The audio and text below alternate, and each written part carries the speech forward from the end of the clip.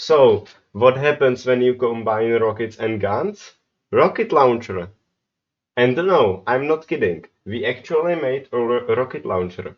But the rocket exploded like a half a meter from the launcher, so it didn't do too much damage to the surroundings.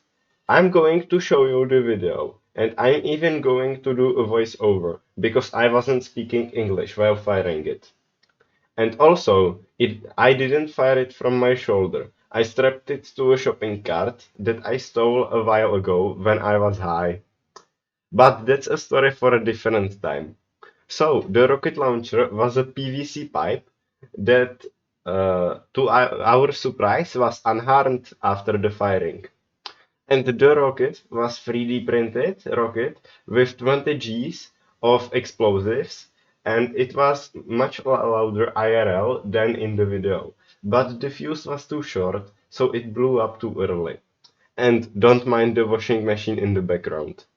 So, ladies and gentlemen, we have rocket launcher test number one. We have it nicely strapped to a shopping cart, and let's do it. Well, I'm getting the fuck out.